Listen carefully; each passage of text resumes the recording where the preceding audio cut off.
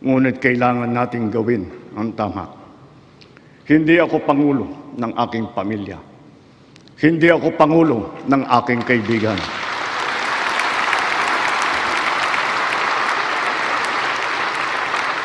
Ako ay Pangulo ng Pilipinas at ang tungkulin ko ay sa inyo, ang aking mga kapwa Pilipino.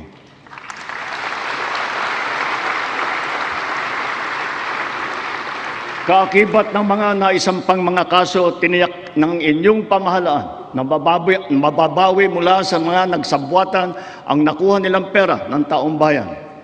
Gayon din, pinigilan natin ang paglabas ng pera ng bayan na ipambayad pa dapat sa mga depektibo, peke o guni-guning mga proyekto at mapupunta lamang sa mga bulsa ng mga tiwalaing kontraktor at opisyal.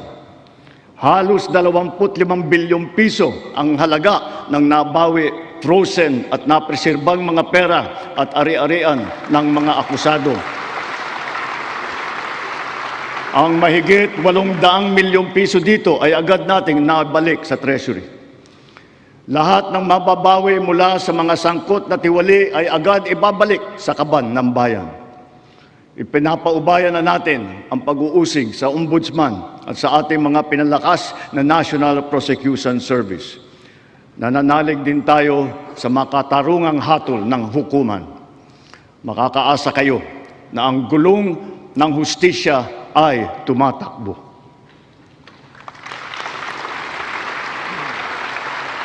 Sa kabila ng mga kaganapang ito, kailangan natin umusad tungo sa pagbabago. Nakatulong ang lahat ng mga ulat at hinaing ninyo sa isumbong na Pangulo, ang inyong pagbabantay at pakikialam sa pamahalaan ay ang susi sa paglaban sa katiwalian. Ang reforma sa DPWH ay nagsimula na. Nagpasok tayo ng mga bagong graduate kasama ang mga tuwid at maasahang mga job order at contract of service. Bukod sa mga flood control project, lahat ng mga proyekto ay sinuri at tiniyak na talagang kinakailangan at maayos mula sa plano, presyo hanggang pagpapatupad. Para walang overpricing, sinigurado natin na ang mga materyales ay ayon sa presyo sa merkado. Bantay sarado ang bawat proyekto at ang nakalaang pondo sa transparency portal, integrity chain at katuwang na ang mga civil society organization. Mula nung tumama sa ating bansa ang epekto ng giyera sa gitnang silangan, nagdeklara tayo agad ng State of National Energy Emergency. Iisa ang ating misyon, uplift, ang iahon ng ating nahihirapang mga mamamayan. Ang lahat ng mga ahensya ay inatasang magtipid at pagtuunan mabuti ang mga programa na mas mahalaga sa pagtugon sa mga epekto ng krisis. Ibinuhos natin ang pondo kung saan karapat-dapat at mas kinakailangan sa mga pangunahing serbisyong ramdam at tiyak na makakatulong sa ating mamamayan. Ang pera ng taong bayan na muntik mapunta sa bulsa ng mga tiwaling opisyal ay naisalba natin. At sa halip na magamit natin ay nagamit natin sa mabuti at para sa tunay na kapakanan ng mamamayan. Ibinaba natin ang karagdagang halos 58 bilyong pisong pondo sa mga lokal na pamahalaan para mas mabilis at mas malawak ang paglingap sa taong bayan.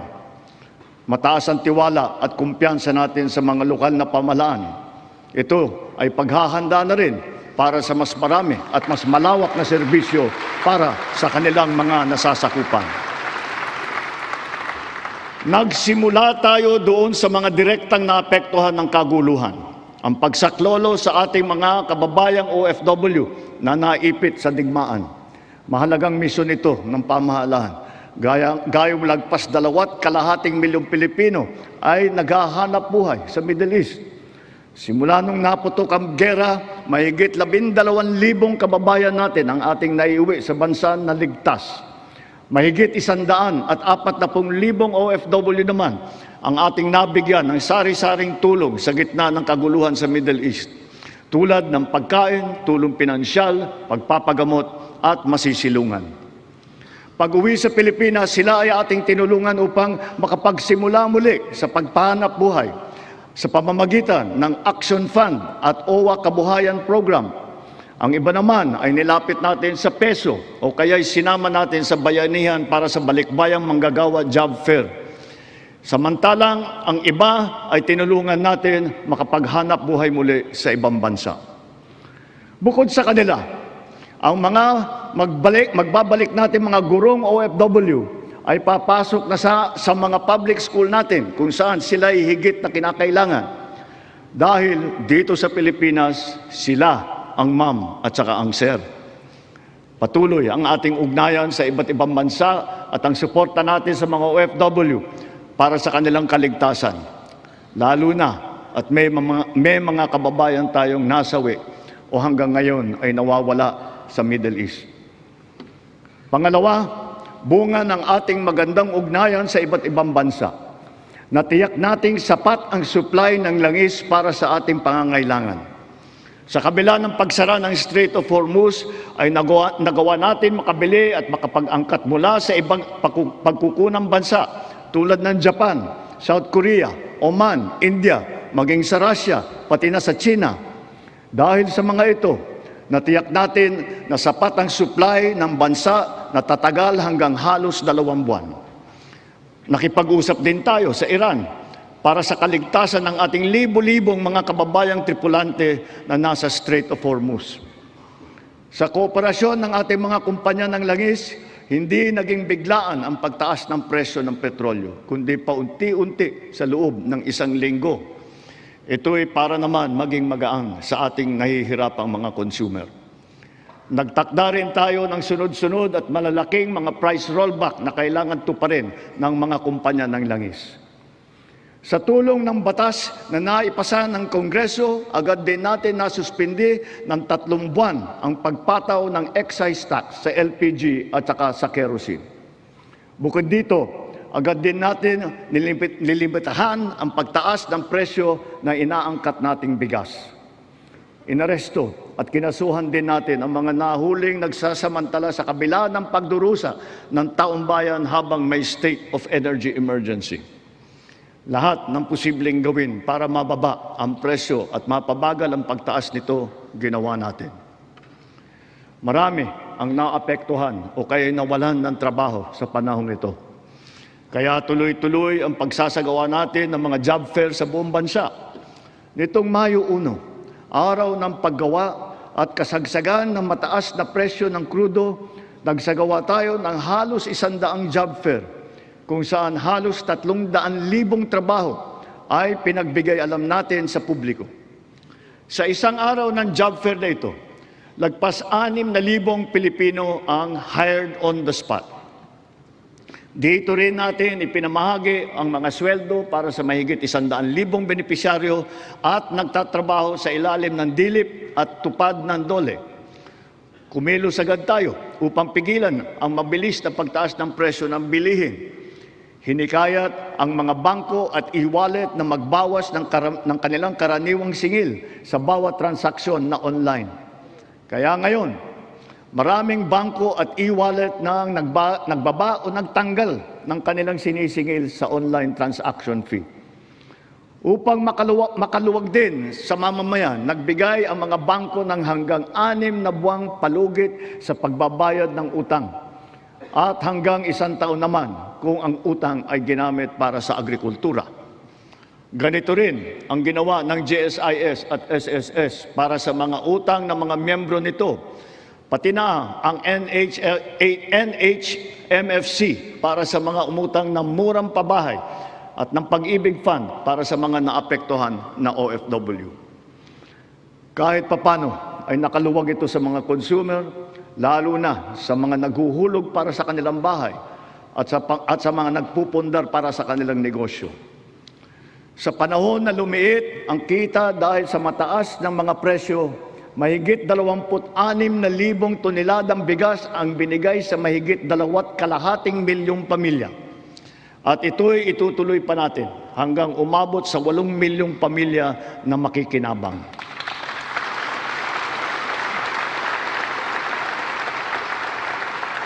Patuloy pa rin ang programang Benteng Bigas Meron Na. Ito'y nakakapagbigay ginhawa sa mahigit 12 milyong Pilipino sa buong bansa.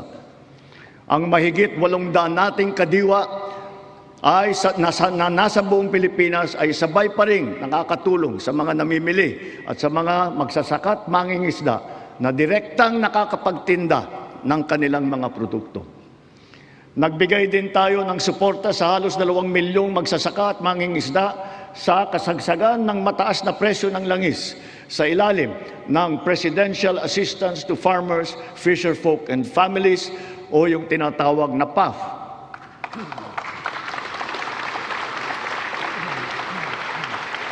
Dahil sa mas malakas, malawak at mura nating internet, naging mainam na alternatibo ang online classes at saka ang ating work from home.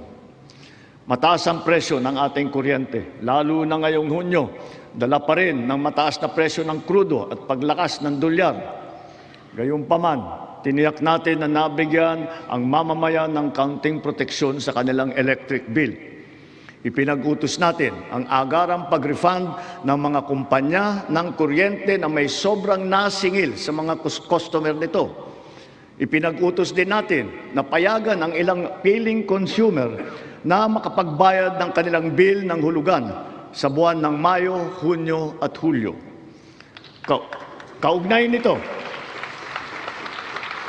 Kaugnay nito, pansamantala nating pinagbawal ang mga pagputol ng linya habang hinuhulugan pa nila ang kanilang bill sa mga buwang ito. Para sa ating mga micro-entrepreneur, ipinatupad natin sa BIR sa ngayong taon ang one-time tax abatement. Layunin nito na makapagbigay ng kaunting ginhawa sa mga nalugi o kaya lumiit ang kita dala ng hirap ng panahon. Ang sektor ng transportasyon ang pinakamatinding tinamaan ng epekto ng krisis. Super, operator, pasahero, manggagawa o negosyo man, lahat ay umaray sa matarik na pagtaas ng presyo ng produktong petrolyo. Ngunit hindi natin kayang hayaan tumigil o maantala ito dahil ito ang nagsisilbing piston ng ating ekonomiya. Ang mga super ay natulungan ng cash relief mula sa ating programang AIX. Mayroon din 10 piso kada litro na diesel subsidy para sa mga pampasaherong jeepney at UV Express upang may dagdag na pangkarga. Bukod pa rito, mahigit 1,800,000 nagpapasada ang nahandugan din ng tulong ng AIX. Para naman sa mga pasahero, nagkaroon ng mga libreng sakay kung saan sinigundahan pa ng ilang mga ahensya ng pamahalaan gamit ang kanilang mga sasakyan. Humalili rin ang DA sa paghatid ng mga kargamento ng produktong agrikultural sa mga sentro ng kalakalan sa buong bansa. At para lalo pang makatulong ng sabay sa tsuper at pasahero, binuhay natin ang service contracting program para sa pampublikong bus at ang ating mga jeep. Sa ilalim ng sistemang ito, ang kwalipikadong operator o driver ay nakakakuha ng karagdagang kita sa bawat kilometrong tinakbo sa pagserbisyo ng mga pasahero. Sa panig naman ng pasahero, kung hindi man libre ang sakay, meron silang 20% na discount sa pamasahe. At ang diskwentong ito ay dagdag pa sa karaniwang 20% discount para sa mga estudyante, sa senior at saka sa may kapansanan. Ibig sabihin, para sa ating mga priority passengers, 40% ang kabuuang diskwento nila sa pamasahe. Nariyan din ang tupad, tuloy pasada, kung saan nagkaroon ng dagdag na kita ang mga tsuper na pampasada.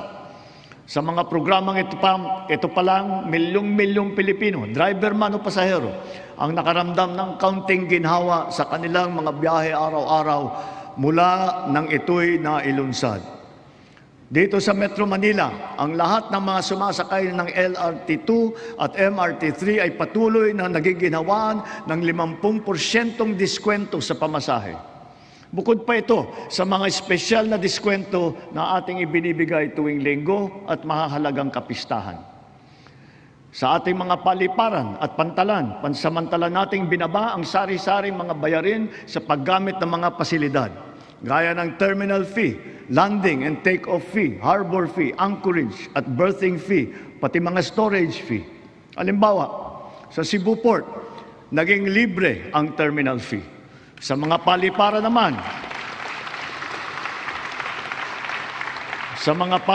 naman, ang service charge sa mga pasahero ay binawasan din natin. Gayon din sa PITX, ang terminal na nag-uugnay ng Metro Manila sa Katimugan. Sinuspindi natin ng 3 buwan ang pagsingil ng terminal fees sa mga pampasaherong sasakyan. Sa mga expressways naman, sila ay may diskwento sa toll fee na umabot hanggang halos 200 piso. At kapag ang kargamento naman, ay pagsakay ng roro ay produktong agrikultural at sangkap ng pagkain, binaba natin mula 500 ang terminal fee. Ngayon, piso na lang ang sinisingil sa kanila. Sa pagdaan naman nila sa mga expressway, libre ang toll fee ng mga truck na accredited ng Department of Agriculture. Dahil sa lahat ng mga pinatupad na ito, milyong-milyong Pilipino ang kahit papano ay direktang nakaramdam ng tulong sa panahon ng mataas na presyo ng petrolyo. Sila ang ating mga tsuper ng pampublikong sasakyan, mga estudyante, manggagawa, pati na rin ang mga magsasaka at marami pang pasahero sa buong Pilipinas. Mga kababayan, sa ating pagbalik tanaw, kaya ko kayong harapin at sabihin na ginawa natin ang lahat ng nararapat upang malunasan ang mga epekto ng krisis. Agarang kumilos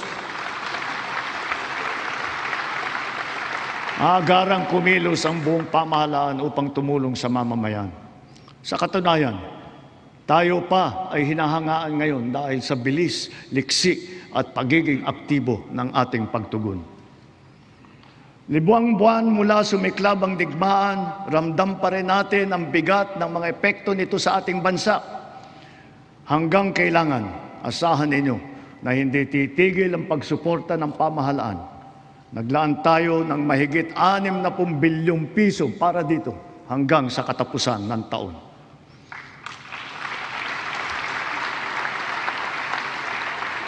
Ang pondo na naisalba natin na balak ibulsa ng mga tiwaling opisyal ay sa taong bayan natin ibinubuhos. Ngayon ipipihit natin ang mga programa sa mas nangangailangan nating kapwa Pilipino para naman mas malawak at mas marami ang maaabot ng tulong. Layunin natin matulungan ang 3.2 milyong benepisyaryo ng 4Ps at walang gutom program, ang 1.2 milyong minimum wage na manggagawa ng miyembro ng SSS at ang 2.2 milyong kababayan nating mahirap na hindi pa naging benepisyaryo ng programang pang-ayuda ng pamahalaan. Nariyan pa rin ang nakaabang na pagsuporta natin para sa sektor ng transportasyon, agrikultura at mga OFW na apektado ng kaguluhan. Kung susumahin, mahigit 7.2 milyong pamilya na lubos na nangangailangan ang matutulungan natin sa mabigat na kabanatang ito. Ngunit, hindi natin kaliligtaan ang ating mga manggagawang Pilipino, lalo na ang mga middle class, pati na ang mga maliliit na negosyo. Alam natin na sila rin ay nabibigatan sa epekto ng krisis. So, to ensure the continued progress of the middle class amidst the lingering effects of the crisis, we will pursue tax relief measures that promote growth, that generate revenue, and advance equity towards socio-economic sustainability. Kaya bilang natatanging proteksyon sa kanila at para mas mapakinabangan nila ang pinaghirapan nilang kita, nananawagan ako sa Kongreso upang maipasa ang batas na magbibigay ng bahagyang ginhawa para sa ating bayaring buwis. Una, palawakin natin ang exemption sa income tax.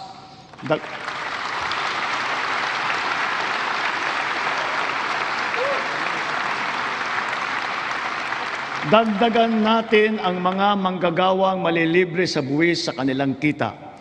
Isasama na natin ang mga kumikita ng hindi lalagpas sa 350,000 pesos kada taon.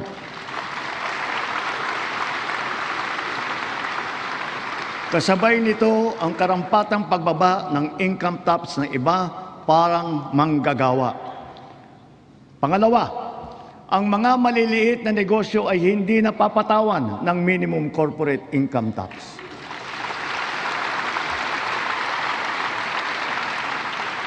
Pangatlo, para mapanatag ang loob ng taong bayan, ang pagbigay ng amnesty para sa mga hindi nabayarang buwis tulad ng income tax, estate at donors tax at value-added tax.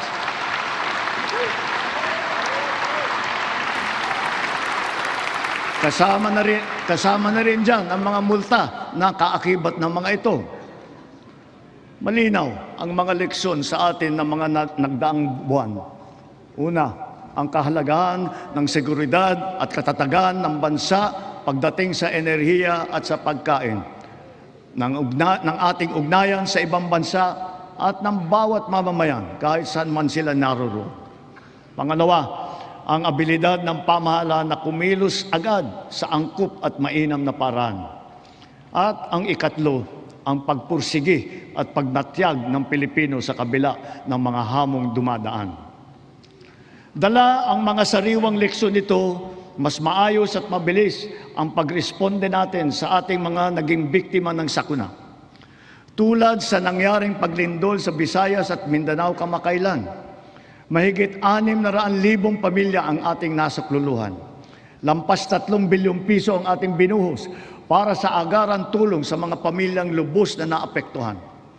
Ito ay sa pamamagitan ng pagkain, pagpapagamot, tulong pinansyal at pabahay. Unti-unti na rin nating naayos ang supply ng tubig at kuryente, linya ng komunikasyon at mga daan sa mga apektadong lugar. Hindi lamang minsang paghatid ng tulong ang ating ginagawa.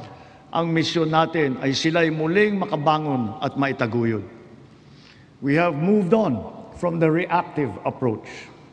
Now we are not only proactive, but predictive as well, aided by digital tools. The strategies of public-private supply chains, hubs and spokes, warehousing, automated production, and wide-scale pre-positioning of food and non-food supplies in LGUs have proven their efficacy. We have now established a network consisting of primary disaster resource centers in Luzon, in Visayas, and soon in Mindanao, 15 hubs, 76 spokes, and 919 last-mile facilities across the country, which makes up our nationwide disaster response infrastructure.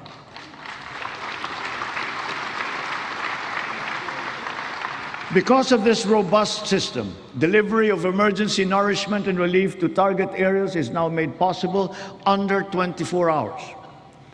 Sa panahon ng krisis o kalamidad, handa na ang pamahalaan sa pagpapadala ng mga mobile energy system upang makapaghatid ng emergency power sa mga lugar na nawalan ng kuryente.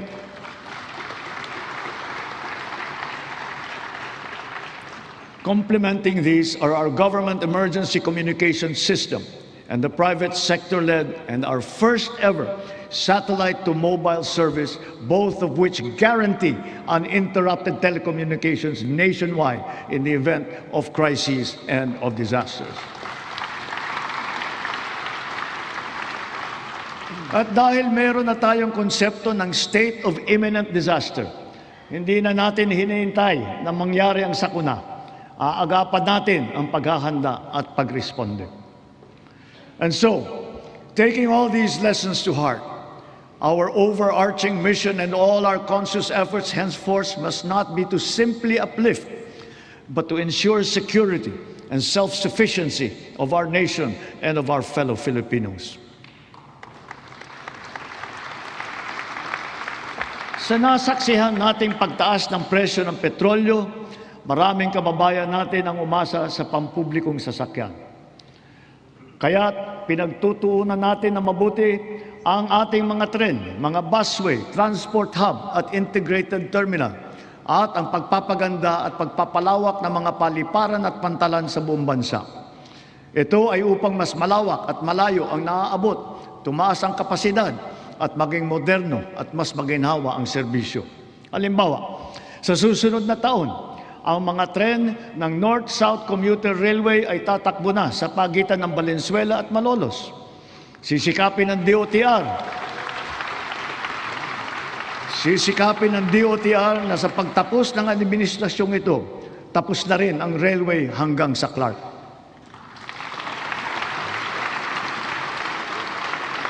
Sa susunod na taon, bubuksan na rin ang 12 stasyon ng MRT-7. Matapos ang halos 3 dekada, may bago ng linya ang MRT na tutulak pa hanggang Sacred Heart sa Quezon City mula sa North Avenue. At balang araw, aabot pa ito hanggang San Jose del Monte, Bulacan. Sadyang napakalaking ginhawa nito sa halos 1,000,000 na pasahero bawat araw. Thanks to the recently enacted Accelerated and Reformed Right-of-Way Act, right-of-way issues are now more quickly resolved, removing the biggest choke point in our mass transit development program. Sa kabilang banda, yung unang bahagi ng Cebu Bus Rapid Transit ay bukas na. At yung nasa Ilocos Norte naman ay ating pasisinayaan sa susunod na taon. Ang mga nag-modernize ng mga sasakyan, lalo na ang mga lumipat sa mga hybrid at electric vehicle, ay hindi nakaramdam ng kurot ng pagtaas ng presyo ng petrolyo. Consistent with our clean energy drive, we have encouraged the adoption of electric vehicles. We have removed all tariffs on EVs until 2028 to bring down market prices. And government has also been mandated to prioritize electric vehicles and their refleeting plans. This clean and green policy is two-pronged. It shall also spur growth of our domestic local industries across the EV value chain, specifically those involved in the vehicle assembly and manufacturing of batteries and related spare parts. Mitiin natin na sa pagdating ng 2040, kalahati ng mga sasakyan natin ay EV na. Ang ilang makabagong love bus at ang articulated bus na gagamitin sa Davao City, mga EV na. Ang MB Dalaray naman na pinasayaan natin kamakailan lamang ay isa ring EV na nabuo sa pagtutulungan ng UP at saka ng DOST. Sa darating na panahon, ang ganitong electric ferry boat ang gagamitin sa Pasig River Ferry Service mula Pinagbuhatan sa Pasig hanggang Escolta sa Maynila. Kaya hinihiling ko ang suporta ng buong industriya upang mapaandar na natin sa lalong madaling panahon ang ating minimiting modernisasyon ng mga pampublikong sasakyan. Titiyakin natin na magiging makatao, magaan at makatarungan ang pagpapatupad nito. Tulad ng aking nabanggit, dapat mataas ang kalidad, matibay at maghahatid ng pangmatagalang ginhawa sa taong bayan ang lahat ng pampublikong infrastruktura. Ngayong taon, matatapos na ang bahagi ng South Luzon Expressway TR4 mula sa Santo Tomas City, Batangas, papuntang Tiaong sa Quezon.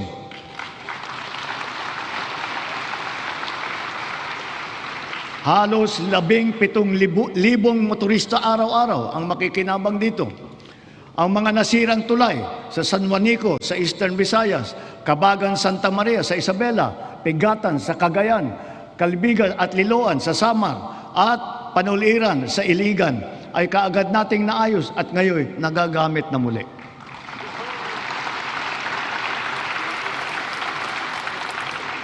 Bukod sa 137 evacuation center na naitayo sa buong bansa, magsisimula na ngayon taon ang pagpapatayo ng Ligtas Pinoy Centers. Una doon sa mga lugar na madalas tamaan ng hagupit na panahon, tulad ng Bicol, Eastern Samar, Bukidnon, Davao de Oro. Ang mga gusali na ito ay dinisenyo upang kayanin ang mga malubhang kalamidad tulad ng super typhoon na 340 kilometers per hour, ang lakas ng hangin at ang magnitude na 8.4 na lindol. Ganon din dapat ang taas ng kalidad at tibay ng lahat ng pribadong infrastruktura. Ang lahat ng gusali sa ating bansa ay dapat handa at kayang manatiling matatag at nakatindig laban sa anumang banta ng sakuna at kalamidad. Kaya akma lamang ng bigyang halaga at pagtuunan ang pag-amyenda ng National Building Code upang maging alinsunod ito sa mga modernong pamantayan. Katambal ng paglaban sa katiwalian, kaugnay ng mga ghost at substandard na flood control project, naglunsad din tayo ng Oplan kontrabaha sa buong bansa. Dito sa Metro Manila, masigasig ang ginagawang paglilinis ng mga estero at imburnal sa pangunguna ng MMDA. Nakakatulong ang mga Cash for Work program sa malawakang paglilinis na mahigit 200 estero at waterway mula sa Luzon hanggang Mindanao, sa Ilocos Sur, sa Cagayan, sa Camarines Sur, Negros Occidental, Cebu, Capiz, Iloilo, Lanao del Norte, Maguindanao del Sur, Misamis Oriental at Bukidnon.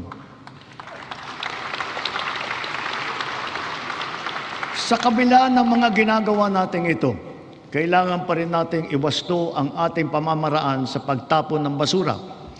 One systemic intervention is to update our 25-year-old Ecological Solid Waste Management Act, aligning it with modern waste management practices such as waste-to-energy and waste treatment technology.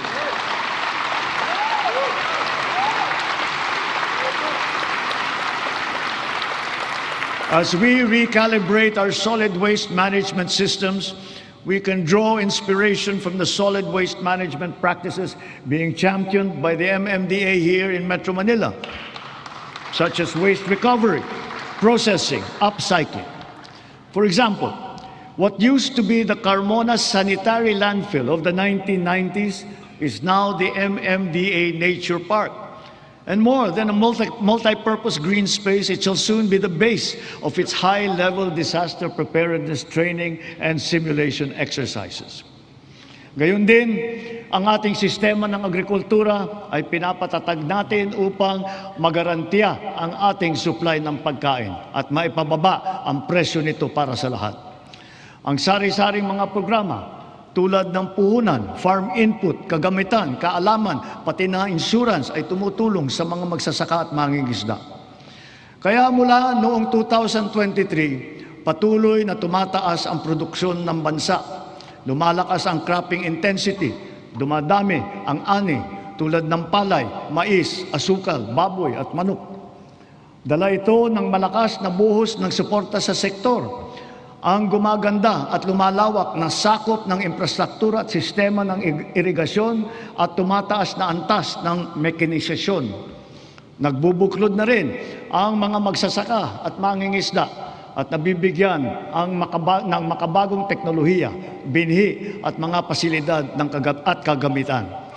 Ilan sa mga ito ay ang 145 rice processing system, 3 malaking cold storage facility, at halos 40,000 makinarya.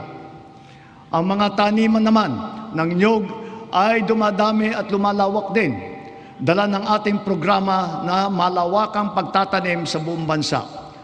Nakapagtanim na tayo ng 18 milyong puno at layunin po natin na sa pagkatapos ng administrasyong ito, makakapagtanim tayo ng 100 milyong puno ng niyog sa Pilipinas. Gagarantiyahin ito ang tatag ng ating industriya ng niyog hanggang sa mga susunod na dekada. Ang NFA din ay ngayon may mas malakas na ang kakayahan sa pagbili ng mga ani ng magsasaka sa mas magandang presyo at sa pag-imbak ng buffer stock. Ang mga sari-saring peste at sakit na ay nagbabantang manira ng mga inaasahang magandang kita. Halimbawa rito, ang avian flu at saka yung ASF.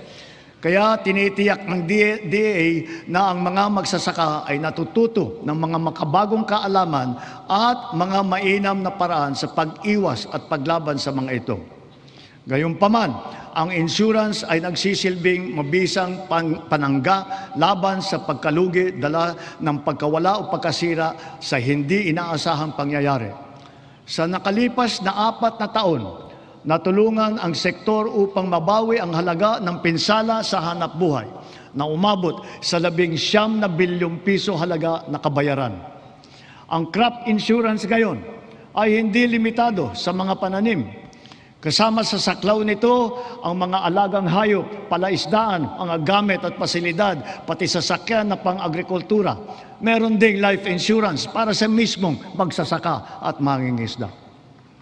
Papalawigin pa ng Philippine Crop Insurance Corporation at DA ang kaalaman ng mga magsasaka at mangingisda tungkol sa crop insurance.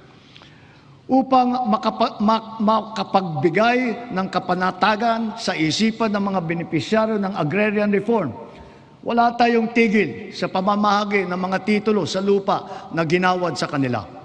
Kaya sa loob ng 4 na taon, lagpas 400,000 titulo na ang suma total ng atin na ipamahagi sa kanila, na may kabuong lawak na mahigit 500,000 hektarya. Tatapusin na natin ang pamamahagi ng mga titulo sa susunod na taon. Marami sa benepisyaryo ang naghintay ng 30 hanggang 60 taon. Ang iba mapalad na nasaksihan ang paglabas ng kanilang titulo. Sa tagal naman ng panahon, yung iba, apo na ang tumanggap. Gayon din, kahalaga sa kanila ang seguridad na hatid ng kalayaan mula sa pagkalubog sa utang. Kaya asahan ninyo, kukumplituhin na natin ngayong taon ang ginagawa natin pagpapawalang bisa ng mga utang ng ating mga benepisyaryo.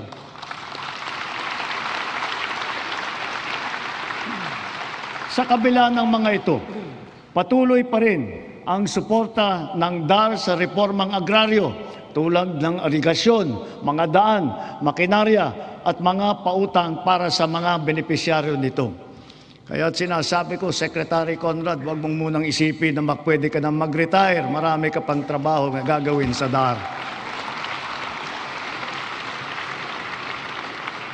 Ang mga nagdaang buwan ay nagpaalala sa atin na kailangan natin paramihin ang pinagkukunan natin ng kuryente. Ito ay isang tanda ng pagiging matatag na bansa.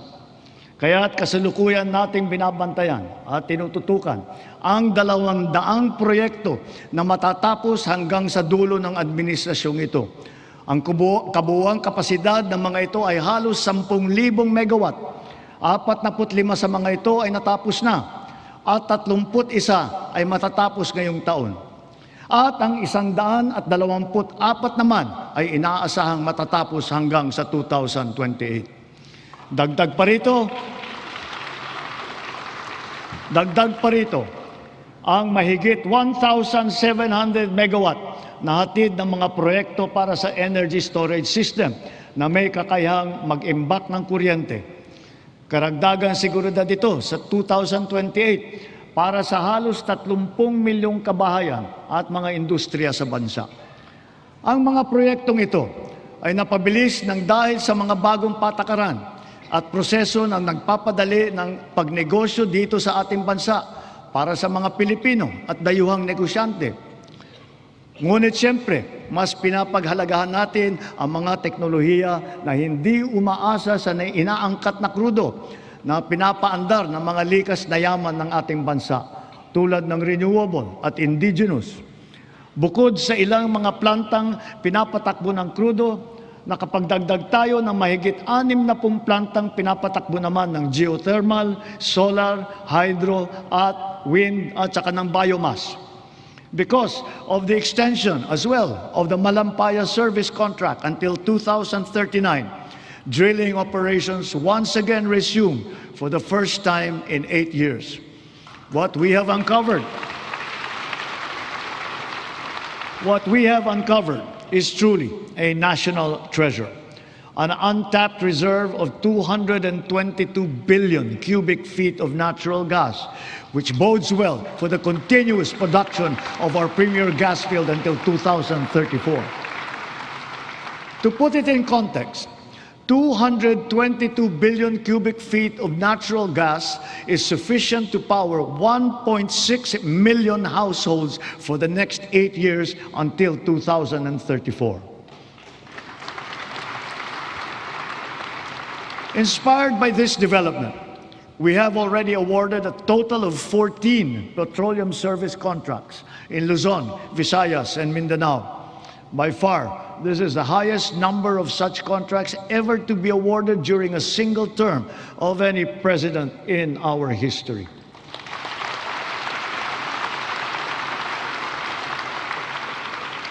Four of the contracts that we have so far awarded are for the production of hydrogen. Hydrogen gas will serve as a backup fuel for our power plants, especially useful for our off-grid areas. It is also touted as the world's clean fuel of the future. Two of the newly awarded petroleum service contracts are co-managed with the BARM government. This is the first time in our political history. BARM is now firmly set to pursue its strategic vision of energy security and total electrification for and in the Bangsamoro region.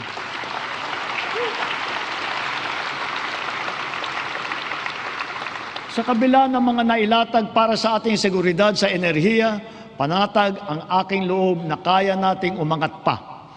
We have begun to embark on the establishment of hydrogen power plants. Multiple projects are now in their pre-developmental stage in Marinduque, in Masbate, Zamboanga, Sibugay, Basilan, and other potential areas. Pushing the envelope further, perhaps it is time for us to revisit nuclear energy production.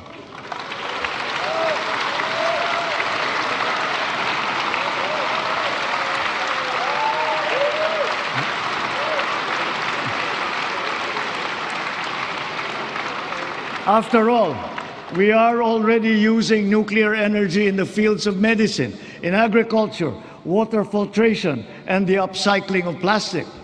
We are confident in its capacity to reinforce our energy security and to bring down the cost of electricity in our country. Titiyakin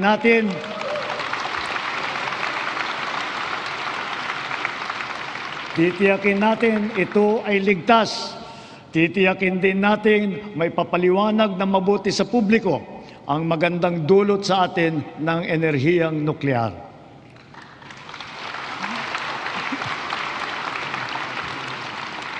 Mga kababayan, sa lahat ng mga ginagawa natin sa sektor ng enerhiya, maninaw din sa pamahalaan ang hinaing ng taong bayan na pababain ang presyo ng kuryente sa bansa.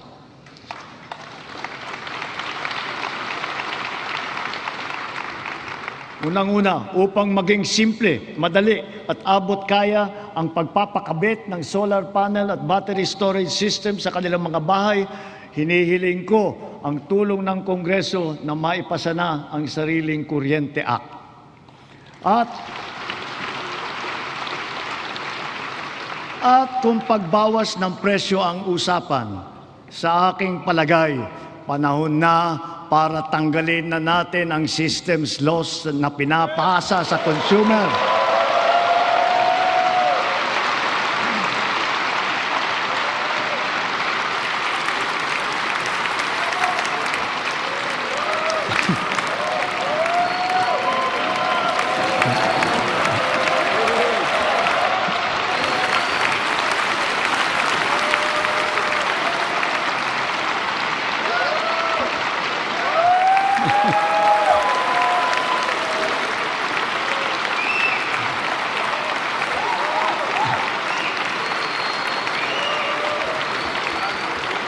Pinapasa ito sa consumer at kinakarga sa bill na pinapatungan pa ng value-added tax. Hindi naman kasalanan ng consumer kung bakit nagkaroon ng systems loss. Kaya hindi naman tama na kailangan sila pa ang pagbabayarin dito. Therefore, we, the people, request No, we demand for the immediate amendment of the EPIRA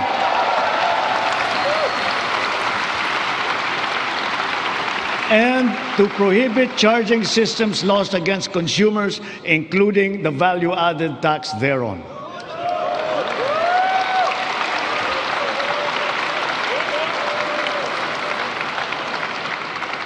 Noon nagsimula ang administrasyon, nilatag na natin agad ang pambansang pulisiya sa social protection floor na magtitiyak na may pangsalo at paglingap sa ating mamamayan, lalo na sa oras ng pangangailangan.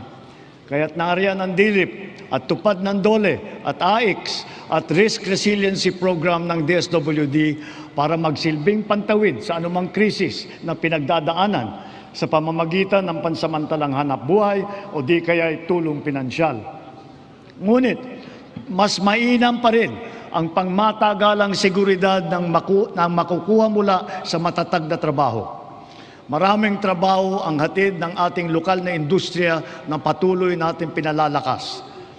Kasabay ng seguridad na dala ng matatag na trabaho ang SSS, GSIS at Pag-ibig Fund, nagsisilbing proteksyon para sa mga manggagawang Pilipino.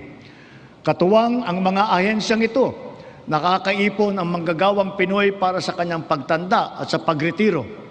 Nakakatulong din ito sa panahon ng kagipitan, kalamidad o krisis sa buhay. Bukod pa riyan, daan ito upang makapagpundar para sa sariling buhay tulad ng mga abot-kayang pabahay sa ilalim ng ating 4PH program. Nariyan ang DSUD at mga ahensyang kasapi sa sistema ng pabahay upang matupad ang pinapangarap ng natahanan ng Pilipino. Katuwang ang pribadong sektor at lokal na pamahalaan. Puspusan natin pinupuno ang kakulangan sa pabahay sa buong bansa. Ito ay ginagawa natin sa pamamagitan ng mga bagong komunidad, mga acquired asset ng Pag-ibig Fund, Community Mortgage Program, Resettlement, at pati na mga paupahan. Sa ating programang pabahay, higit 500,000 bahay ang ating naitayo na at napondohan.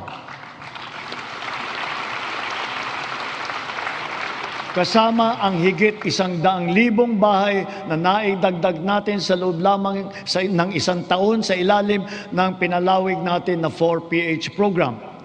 Susi sa lahat ng ito ang magandang sistema ng pautang upang gawing mas abot kaya ang mga pabahay para sa mga Pilipino. Isa na rito ang Pag-ibig Fund. Ang kanyang 17 milyong miyembro ngayon ay patuloy pang dumadami. Kung kaya, ang pinupundar ng mga miyembro ay patuloy ding lumalago. Ngayon, itinaas natin sa 10 milyong piso ang limit sa pautang para sa pabahay. Halimbawa, dahil dito, ang mag-asawa na may mas kakayahang bumili ng pinapangarap nilang bahay para sa kanilang pamilya. Ngayon, halos 7 milyong OFW na ang nagkaroon ng insurance. Dahil dito, panatag tayo na ang mga OFW natin ay naaalagaan at natutulungan ng mabuti. Patuloy din na dumadami ang mga kasunduan natin sa ibang bansa para sa karagdagan oportunidad para sa hanap buhay. Napataas din natin ang minimum wage ng OFW natin na namamasukan bilang kasambahay. Para naman sa ating mga pensyonadong uniform personnel na nagsakripisyo para sa seguridad ng ating republika, itinaas natin simula ngayong taon ang nakukuha nilang pensyon at subsistence allowance.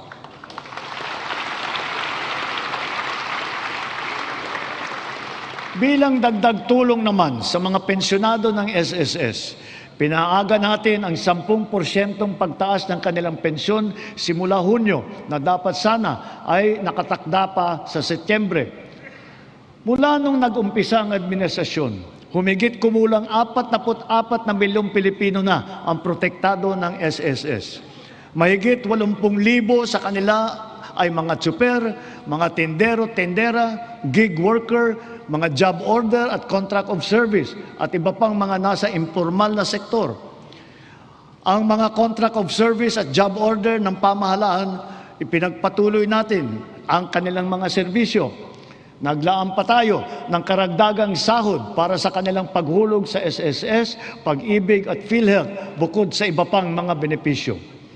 Misyon natin na mas marami pang Pilipino ang makakasapi sa SSS, lalo na ang informal na sektor at mga self-employed na tulad nila.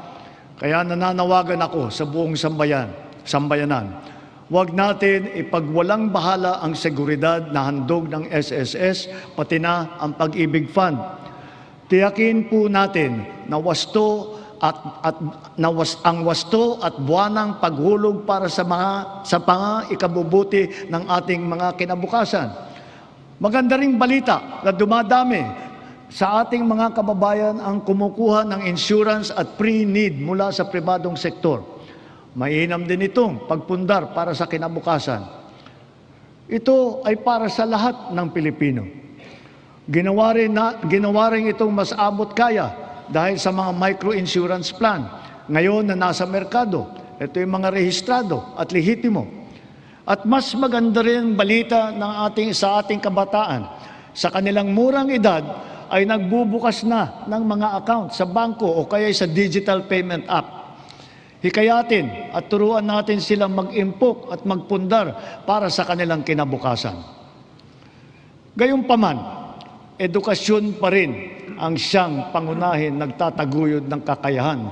Kung kaya ito ang nangunguna sa listahan ng administrasyong ito.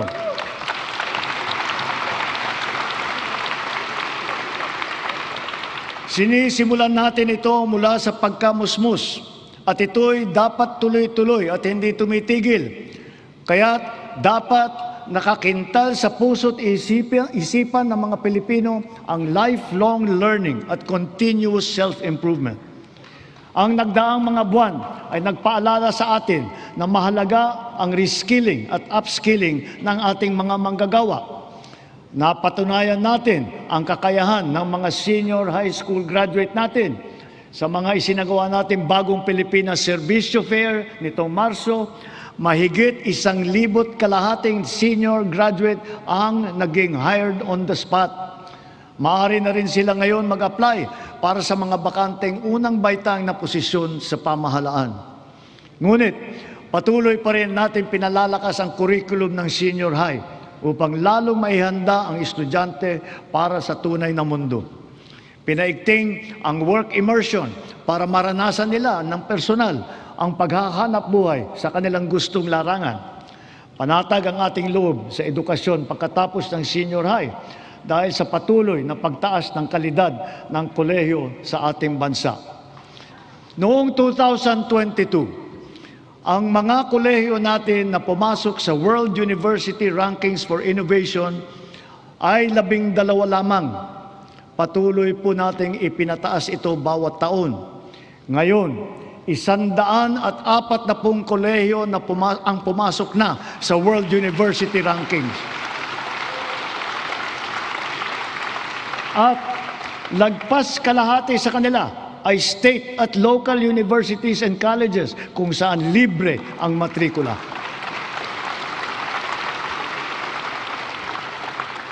Para mahikayat ang kabataan na magtapos ng kolehiyo, ang tanggapan ng Pangulo ay naglaan ng 100,000 piso para sa 5 estudyante sa bawat barangay sa buong bansa.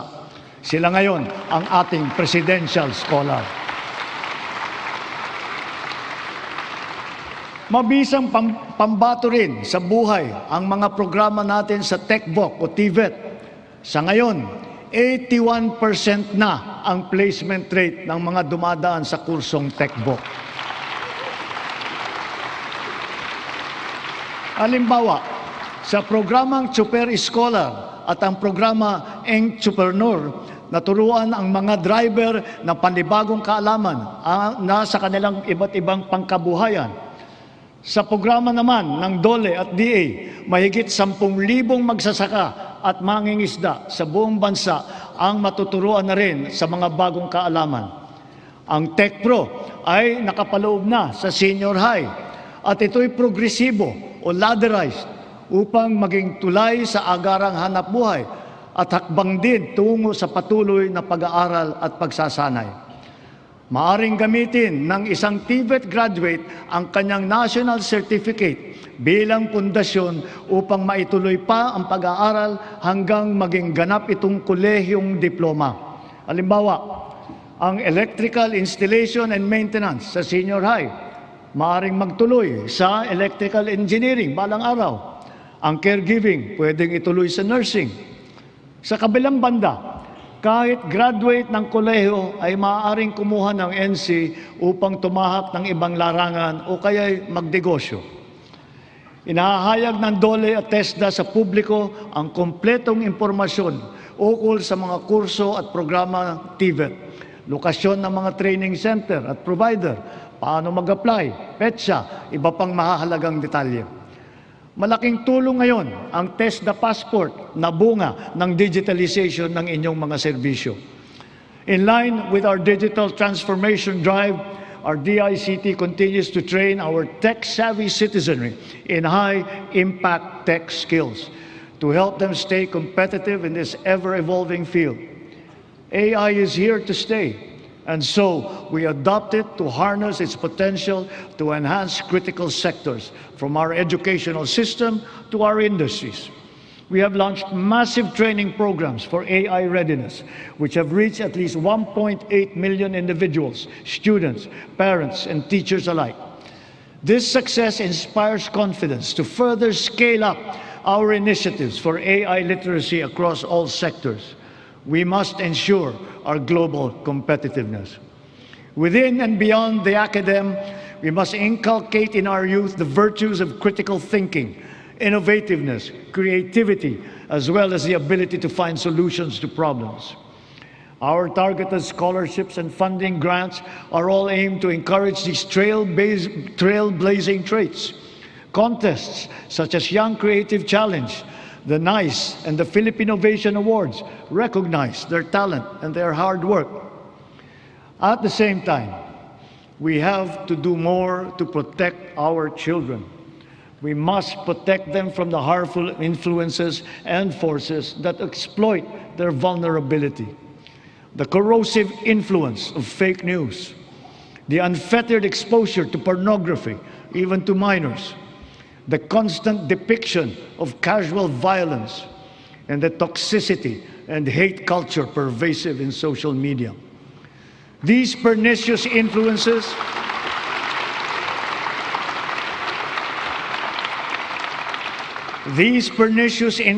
lead to issues of their mental health, rise in teenage pregnancies and HIV/AIDS cases, and other extremely harmful consequences. We must all assume a community responsibility for our young people's protection.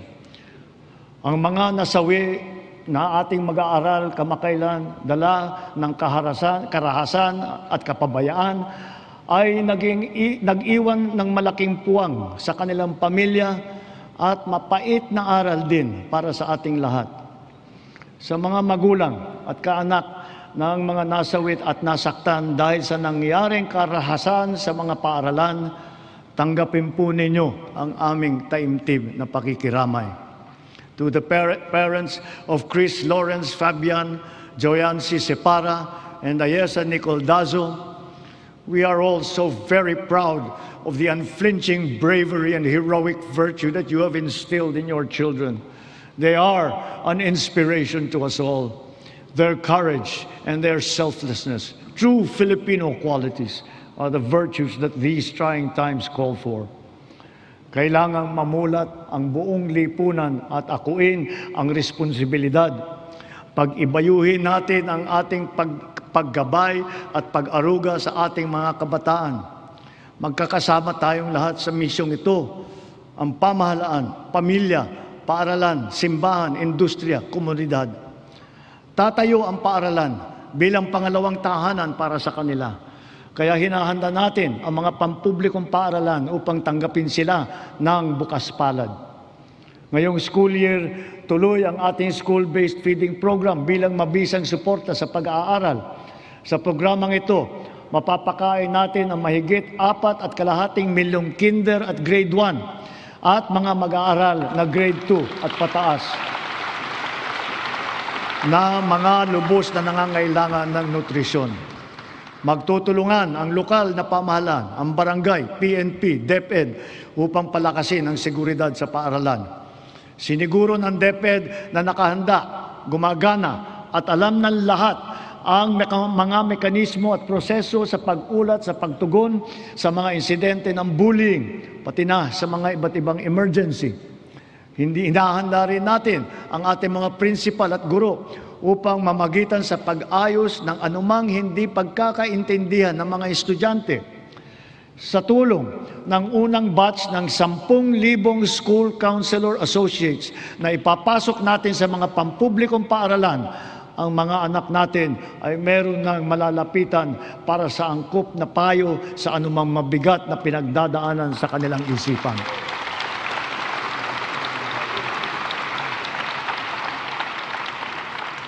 Hindi mawawaglit sa ating isipan ang karangalan at kadakilaan ng ating mga guro. Pinangako ko noong nakalipas na SONA na walang magre-retirong guro na Teacher 1. Ngayon, mahigit 80,000 guro at school head sa pampublikong paaralan ang na-promote gawa ng ating expanded career progression.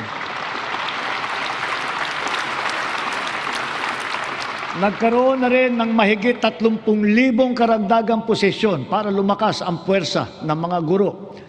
To facilitate effective instruction, we also continue to provide them with helpful and innovating teaching aids such as smart TVs, laptops, tablets, free mobile data, even lapel microphones.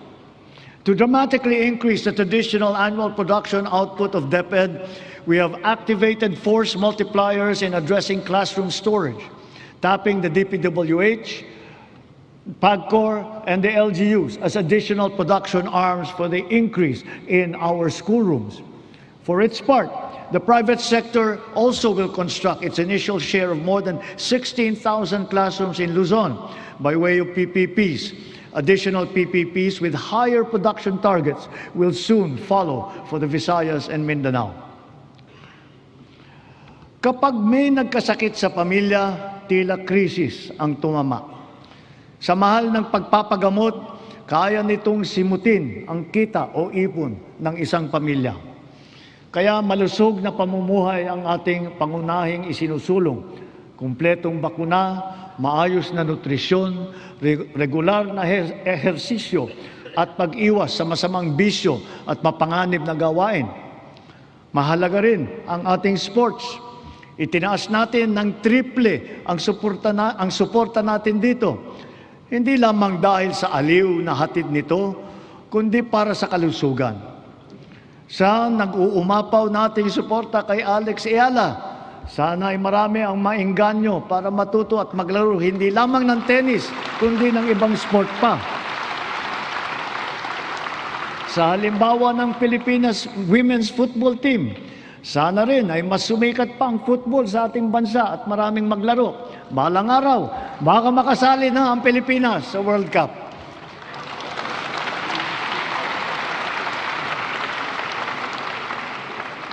Ang ating sistema ng universal healthcare ay ang pangunahing seguridad sa kalusugan ng bawat Pilipino, katuwang ang DOH at saka ang PhilHealth. Daig ng maagap ang masipag. Ito ang layunin ng ating YAKAP program.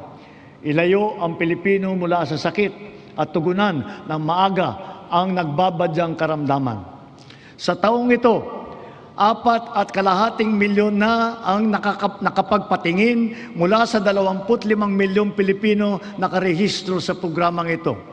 Hangad natin, mas maraming klinika pa ang makakasapi sa YAKAP upang mas marami pa ang pagpipilian ng ating mga mamamayan. Sa kaugnay nitong gamot program, ang miyembro ng PhilHealth ay makakakuha ng kailangang gamot mula sa mahigit 2,000 accredited na provider. Ang bawat miyembro ay may benefit limit pa na 20,000 piso kada taon. Ngayon, 75 na ang mahahalagang gamot na kasama sa listahan ng programang ito. Meron diyang antibiotic laban sa asma, alta presyon, kolesterol, para sa diabetes, sa ubo, lagnat at iba pang mga sakit na kadalasang nararamdaman. Sa 7 buwan ng taong ito, mahigit 300,000 kababayan natin ang nakinabang dito. Bukod sa programang ito ng PhilHealth, ang bilang ng mga gamot na tinanggalan natin ng value-added tax ay umabot na sa mahigit 2,000.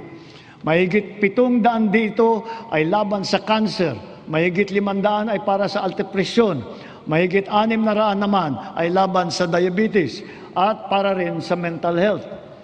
Sa buwis na ito na ating tinanggal, ang side effect dyan ay mas mababang presyo nito sa butika.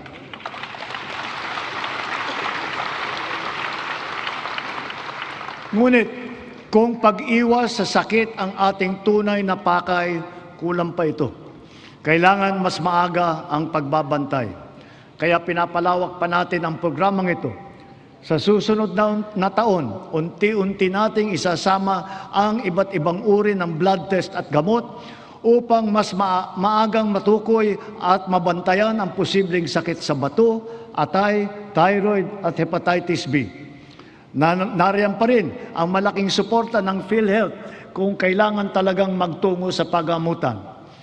Patuloy na pinaparami ng PhilHealth ang sakop nitong mga sakit, kondisyon at serbisyo. At itinaas din nito ang limit upang matiyak na sumasabay ito sa pagtaas ng mga presyo. Pinahahalagahan ng PhilHealth ang mga laganap at malubhang mga karamdaman tulad ng cancer at sakit sa puso. Kasama na rin ngayon ang pagpapagamot ng HIV/AIDS upang makatulong sa pagpigil na dumadaming mga kaso dito sa bansa. Pati na rin ang TB na kumikitil ng halos 100 buhay bawat araw dito sa atin. Para mapaganda pa ang suporta natin sa mga batang may developmental disabilities, dodoblehin natin ang PhilHealth package para sa pagpapatingin sa therapy.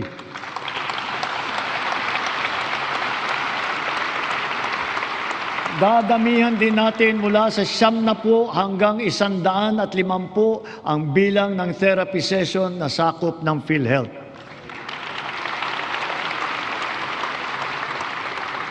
Nakaantabay din para sa kanila ang Project Aruga ng DSWD para sa karagdagang tulong pinansyal.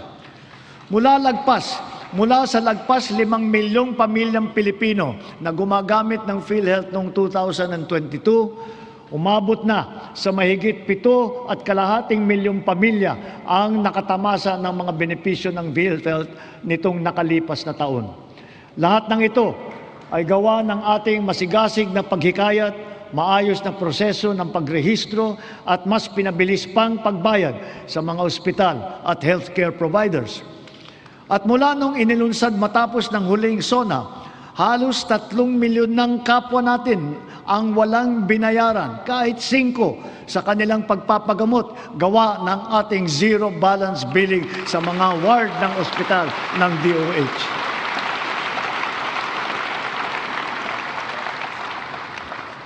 Siyempre, hindi natin makakaligtaan ang maaasahang medical assistance o MAIP.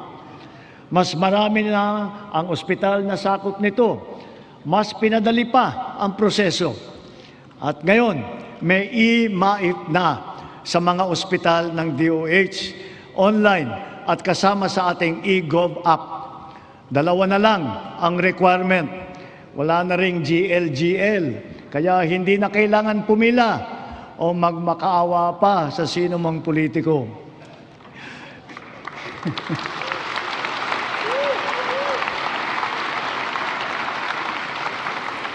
Sa mahigit 56 na milyong nakapag-download at gumagamit ng ating e-Gov app, ganong karaming Pilipino, kasama ang kanilang pamilya, ang madali nang maaabot ang napakahalagang medical assistance na ito mula sa national government. Kung kaya't sa puntong ito, mahigit 8 milyong pasyente na ang natutulungan ng maaasahang MAIP. Sa ating ginagawang mga pagbabago, mas marami pa ang matutulungan nito, anumang antas sa lipunan.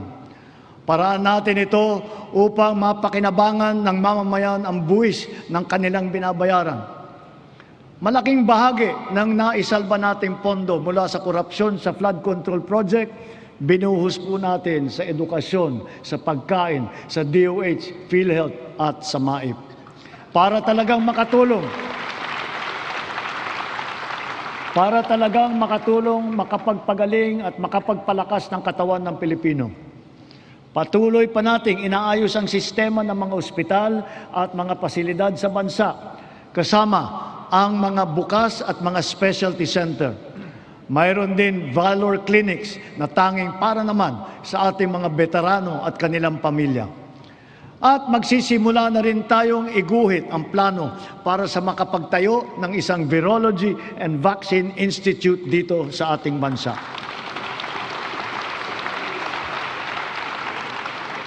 Kasabay nito, ang hanay ng mga dalubhasa sa larangan ng medisina at kalusugan ay dumadami na rin. Mula noon na magsimula tayo, mahigit dumoble ang kumukuha ng medical scholarship kapalit ng obligasyon na maglilingkod sa mga pampublikang ospital sila balang araw. Sa kanilang pinamamalas na serbisyo publiko, ang ating mga doctors to the barrios ay nagsisilbing huwaran sa ating mga susunod na henerasyon ng mga Pinoy na doktor.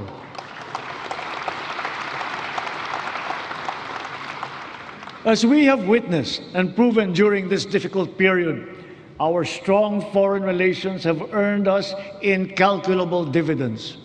The Philippines is once again a full member of the community of nations.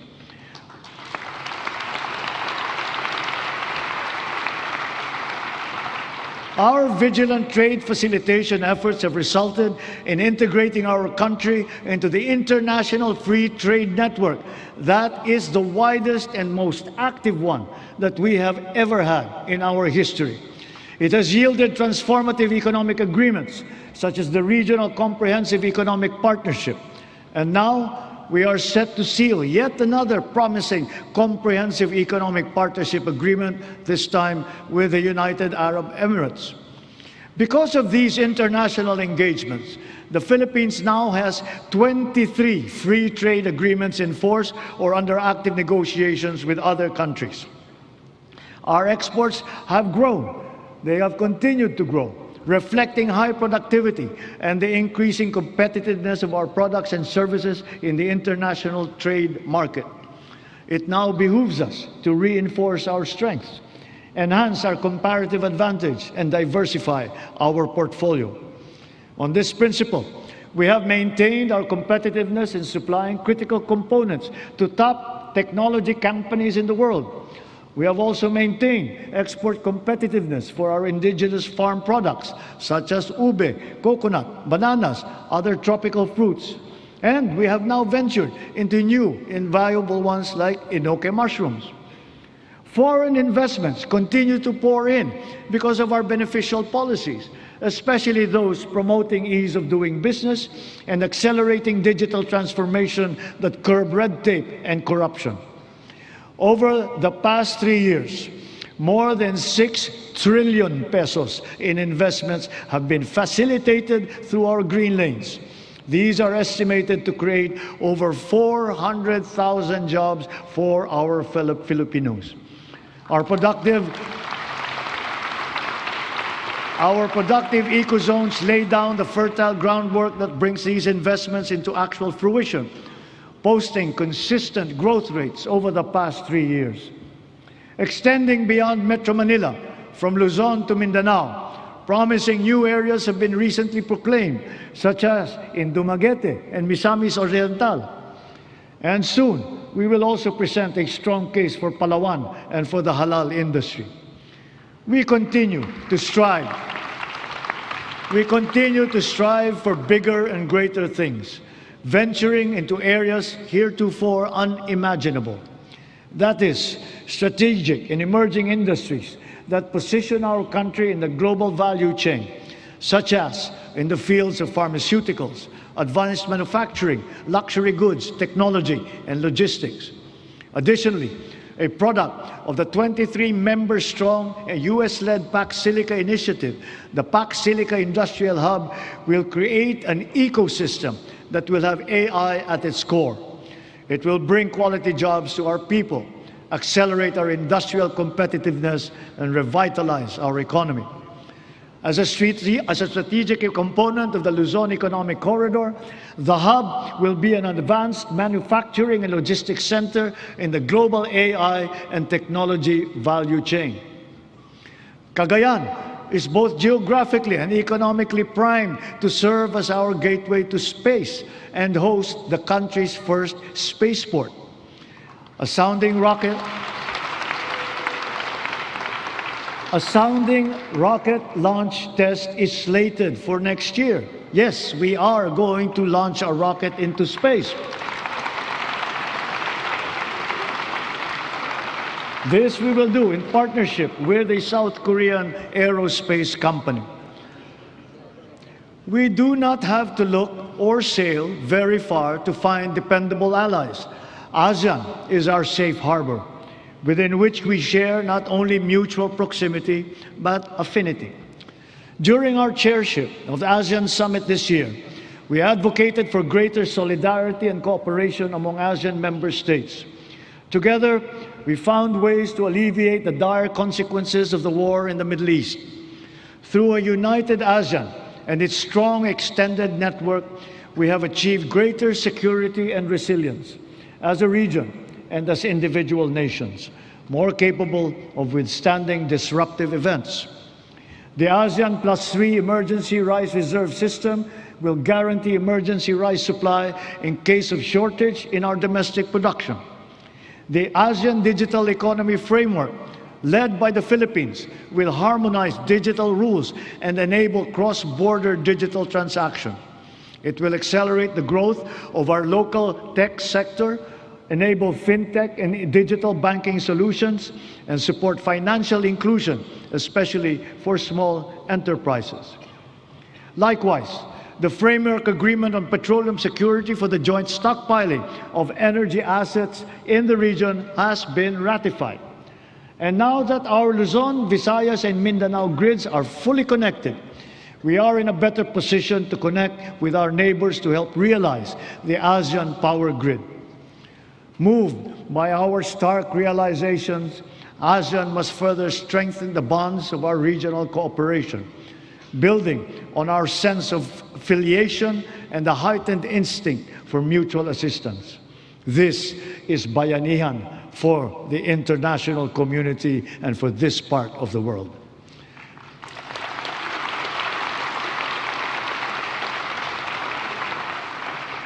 And more significantly, we in ASEAN, joined by the entirety of Filipinos who by nature are peace-loving, re-echo our unified appeal for an end to violent conflict.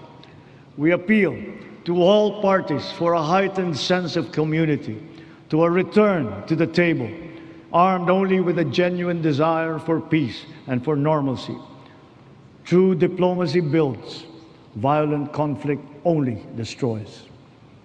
Peace and order are the foundations of security for our country, for our region, for the world. A long but worthwhile 15 years since its signing, we are now ready to formalize a historic completion of the government's peace pact with the CBA-CPLA. And in accordance with the Republic Act number 12317, the BARM electorate is now poised to partake in BARM's first regular parliamentary election.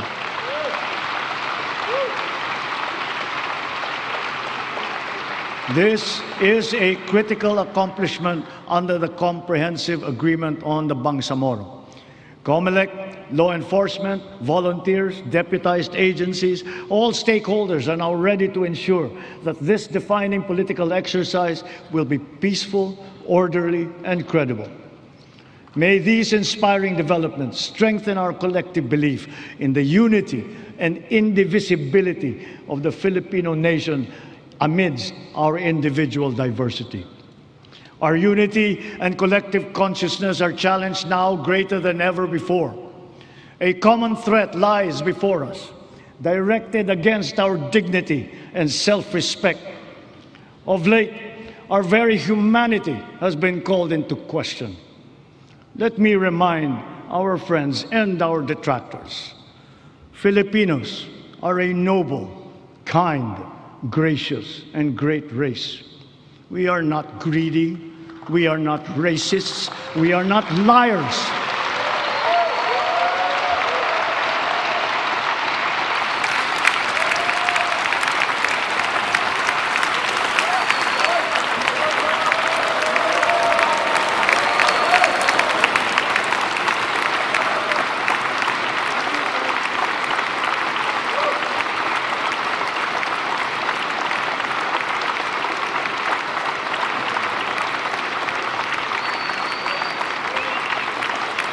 We are respectful and we are dignified. We are Filipinos and we do not yield.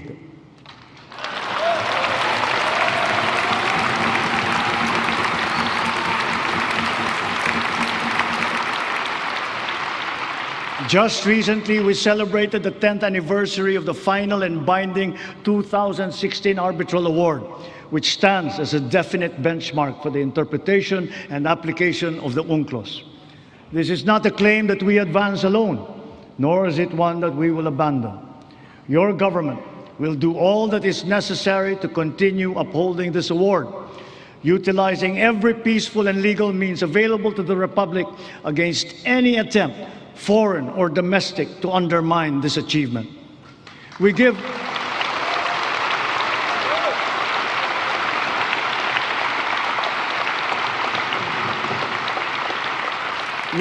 honor to our armed forces, the Coast Guard, even our fisherfolk, who all continue to patrol and ply our seas in the face of great risk.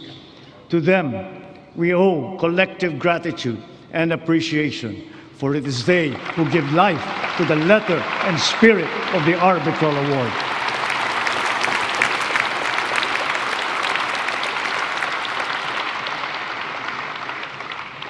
Mga kapwa kong Pilipino, sa ganitong mga banta sa ating seguridad, sa loob at sa labas ng bansa, tayo'y tumindig ng taas noo at magkapit-bisig. Dahil tayo man ay magkakaiba sa maraming bagay, iisa lang tayong lahi. Tayong lahat ay Pilipino, Pilipino sa diwa, Pilipino sa dugo.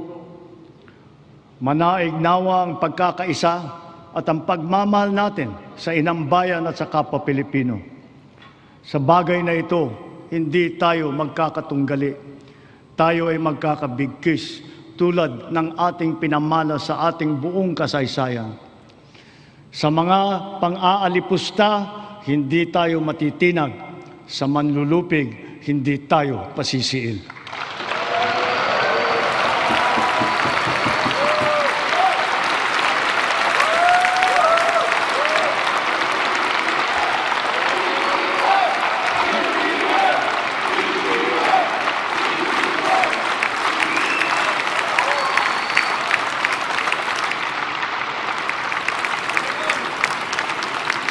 Sa nalalabing 2 taon ng administrasyon, tatapusin natin ang mga nasimulan at tutuparin ang ating pangako sa sambayanan. My beloved countrymen, let us continue the work that we have started to make the Philippines the country that Filipinos deserve.